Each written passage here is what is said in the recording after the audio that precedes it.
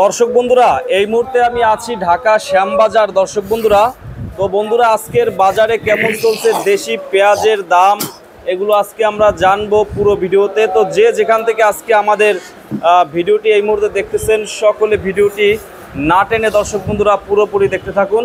আজকের বাজার দর সম্পর্কে বিস্তারিত জানবো পুরো ভিডিওতে।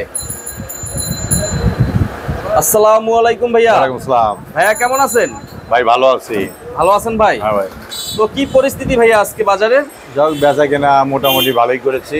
সকালবেলাতে এখন তো মনে হয় যে সকালে বস্তা গেছে, 100 বস্তা গেছে। এমনি কম, হয়তো 5 বস্তা বেশি, 5 বস্তা কম। আলু নিয়া আলু টালু সহ যা হোক, আলুর বাজারটা 12 টাকায় 14 টাকা আজকে। আর পিঁপের বাজার 42 টাকাতে 45, মাথা বাজার 45 আছে। 44 টাকা আমি নিজেই বিক্রি করেছি। আমার ঘরে তেমন ভালো মাল আজকে নাই। 42 থেকে 44 টাকা পর্যন্ত বিক্রি করছি। আর বেচা কেনা সামনে 2-1 দিন বাড়তে পারে। বেচা কেনা বাড়লে পারে বাজার 1-1 টাকা বাড়বে। অল্প কিছু? হ্যাঁ, অল্প কিছু বাড়বে, তেমন কিছু না, অল্প 2-1টা বাড়বে। বাজার কালকে 1-1টা বাড়বে বা বেচা কেনাও বাড়বে। তো বেচা কেনা বাড়লেই আমি আবারও বলতেছি বাজার 1-1টা বাড়বে। কিন্তু এই বাড়বে যে বাজারে গ্রামগঞ্জে ব্যাপারীরা বেশি টাকায় দেওয়া দাম দিয়ে মাল কেনা লাগবে, এটা কেনা যাবে না। বাজার দর কিনতে হবে, দেখা লাগে ঢাকা কত বেচতেছে, তারপর বুঝে খরচ বুঝে কিনতে হবে। কিন্তু লসের সংখ্যা করা যাবে না। এ পর্যন্ত আপনারা যথেষ্ট লস খাইছেন, তবে আমরাও দুঃখিত। আপনাদের ঈদটা মনে হয় ভালো হলে কাটবে না। সেই জন্য ব্যাপারী বা কৃষক ভাইদের বলি, আপনারা খুবই সতর্ক থাকবেন। এই 1 টাকার জন্য 5 টাকা যাতে লস না যায়। আর কৃষক ভাইদের বলি যে কটা পিস সদাই করতে লাগবে ওই কটাই বিক্রি করেন। আশা রাখি ঈদের পরে বাজার 60 টাকা 65 টাকা হবে 15 থেকে 20 দিন বাদে। তো এটি ধৈর্য ধরতে হবে, সবরই মেওয়া ফলে। আর বাদ বাকি তো আল্লাহ আছেই। আলু কত করে আছে? আলু বেচলাম 12 থেকে 14 টাকা আজকে। 14 টাকা হয়েছে?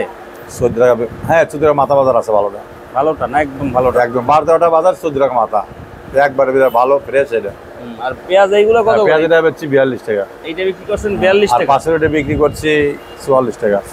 পাখি মার্কা। হ্যাঁ, এইটা 44 টাকা। হ্যাঁ, পাখি মার্কা। আচ্ছা আচ্ছা, এটা 44 টাকা। একটু লাল দেখায় ওই লাইটের কারণে। হ্যাঁ। আচ্ছা, তো এখন বর্তমানে 16 সবার ব্যবসায়ী 16, সবারই শ্যামবাজারই 16। যারা পাইকাররা কিনে যাচ্ছে ওনারাও বলতেছে আমাদের বেচা কিনা কম, অনেকই কম। তো এই মুহূর্তে যদি আবার আইপি দেয়, এলসি, তাহলে তো বিপজ্জনক কৃষকদের জন্য বা ব্যাপারীদের জন্য। সেই জন্য আমি সরকারের কাছে আবেদন করি শ্রাবণ মাসের আগে যেন আইপি না দেওয়া হয়। আমি একটুই আগে বাণিজ্য মন্ত্রী PS আইপির কাছে ফোন দিয়েছিলাম। উনিও বললে যে আইপিটা দেওয়া পরে হবে মনে হয়। তো আইপি এখনই দেবে না। আইপি যদি 60-70 বাজার হয় তাহলে দিতে পারে সামনে। ওটা পরের হিসাব, ওটা পরের বিষয়। আর আইপি না দেওয়াই ভালো, বা ভারত বয়কট করে দেওয়াই ভালো। আমি আবারও বলি, ভারতের পিস আলু না আনাটাই ভালো। অন্যান্য জিনিস আনুক, সেটা বাংলাদেশের বিশেষ প্রয়োজন দরকার, এইগুলি আনুক। বাইরের রাষ্ট্রের তো অনেক জিনিস আনুক, যেটা বাংলাদেশে নাই প্রয়োজন সেটা আনুক। পেঁয়াজে আলুর দরকার নেই। আমরাই তো আলু বাইরে পাঠাতেছি, বাংলাদেশ থেকে আলু বাইরে রাষ্ট্রে যাইতেছে। তো কৃষককে একটু সহায়তা করতে হবে। কৃষকের সহায়তায় এভাবে করতে হবে সরকারকে, যাতে সামনের 2026 সনে আলু এবং পিস জন্মায় লাভবান হতে পারে। সারের দাম যদি এর আগে যেমন কম ছিল, এভাবে কমা দিক। বস্তাপতি 400-500 টাকা বস্তায় কমা দিক। আর যে কৃষানের দাম, একটা কৃষান ধান কাটতেছে কিন্তু 1000 টাকা পার ডে। 8টায় যায়, 5টায় চলে আসে বা 4টায় চলে আসে। এইভাবেই যদি কামড়া খাটানের দাম দিয়ে কাটায় একটা কৃষান 1000 টাকা, তাহলে সারের দাম এত হলো কেন? সার দাম কমায় না কেন? সার দাম কমালে ধান এবং পেঁয়াজ, আলু বা সবজি কিন্তু জন্মায় লাভবান হবে। সেই জন্য আমি অনুরোধ করি, বিশেষভাবে অনুরোধ করি, এইসব ব্যাপারে একটু নড়াচড়ার দরকার। পদক্ষেপ এখনও নিতে হবে। সারের দোকানে যাতে এই সামনে ডিলারের নিয়োগ দেবে, এই ডিলাররা যাতে দুর্নীতি না করতে পারে, সারের এদিকে লক্ষ্য রাখতে হবে। আবার কীটনাশক দেখা যাচ্ছে 300 টাকায় এক বোতলের দাম, তার নিচ্ছে 500 টাকা 600 টাকা। এদিকে কঠোর নজর দিতে হবে। কৃষকের জন্য একটু অগ্রসর হতে হবে। কৃষক যদি ভালো থাকে কিন্তু দেশও ভালো থাকে। কৃষক যদি বাঁচে দেশ বাঁচবে। কৃষক নেই যত রাজনীতি দেন, কৃষক কোনো রাজনীতিতে নাই। কৃষক কোনো বাজার দেয় নাই। কৃষক কোনো সন্ত্রাসের মধ্যে নাই। এগিয়ে যদি সহায়তা করে তাহলে দেশ ভালো থাকবে। সেই জন্য যে সরকারই আসুক, যে সরকারি আসুক সেই সরকারকে আমি অনুরোধ করি কৃষককে একটু ভালো চোখে দেখতে হবে, নিজের ছেলেদের মতো দেখতে হবে, যাতে ওরা কৃষিকাজ করিয়া এই পেঁয়াজ আলু জন্মায় বাংলাদেশে কঠোর জবাব দিতে পারে বা ভারতকে কঠোর জবাব দিতে পারে, যা আমরাও পারি। এই জন্য বাইরের রাষ্ট্রে যাতে পেঁয়াজ রপ্তানি করতে পারে, সেই জন্য সার বিষ এভরিথিং জিনিসের দাম কমা দিতে হবে, যাতে 2026 সালে পেঁয়াজও বাইরে আসে রপ্তানি করতে পারে সরকার। রাখি ব্যবসায়ীরা কি সামনে সুখবর পাবে? না, রাখি ব্যবসায়ী যদি আইপিটা না দেয় শ্রাবণ ভাদ্র মাসে সুখবর পাইতে পারে। আর এখন ওরা বেশি পারে মন প্রতি 300 টাকা 400 টাকা লস বর্তমানে। হ্যাঁ, এখন 1650 টাকা বাজার। হ্যাঁ, 1500 আছে, 1600 আছে, 1650 আছে, কোনো কোনো 1720 টাকা পর্যন্ত আছে। তবে রসুনের দাম কম ছিল, কিন্তু চায়না রসুন গতকালও ছিল 110 টাকা, 15 টাকা, 20 টাকা। আজকে কিন্তু রসুন 30 টাকা রেট দিছে আজকে। আবার দেশি রসুনও 5টা 2টা একটা না বাজার বেশি হচ্ছে। আবার মনে হয় যে এটা বাজার রসুনের বাজারটা আবার ঠিক হয়ে যাবে, আমার মনে তো হয় ঠিক হইতে পারে, ঠিক হতে পারে। চায়না রসুনের দাম কমাতে, চায়না রসুন কমে গেছিল, এত আমদানি হয়েছিল, যার ফলে দাম কমে গেছিল। দেশি বীজ রসুন আমদানি হয়েছিল, হাট বাজারে দেশি রসুন ছিল 4500 টাকা, 4800 টাকা মন। ওই রসুন আছে 3600 টাকা, 3200 টাকা মন, যার জন্য দাম কমে গেছিল। আর চায়না রসুন ছিল 180 টাকা 90 টাকা ছিল, সেই রসুন আর ছিল 107 টাকা 10 টাকা বা 20 টাকা। তবে আজকে আবার 2 দিন বেশি, 10 থেকে 30 টাকা বাজার চায়না রসুন। তবে রসুনের বাজার একটু বাড়তে পারে ঈদের সামনে। আদা, কেরালা আদাও 75 থেকে 90 টাকা বাজার আছে কেরালা আদা। হ্যাঁ, আবার আসামের আদাও 45 থেকে 65 টাকা বাজার। চায়না আদা 100 থেকে 130-140 টাকা বাজার। এই তো ভাই বাজার চলতেছে। তো আমি সবসময় কৃষকের পাশেই কথা বলি, কৃষকরা যাতে ভালো থাকে সরকারের সেই পদক্ষেপ নিতে হবে। আমি আর বেশি কিছু বলতে চাই না ভাই।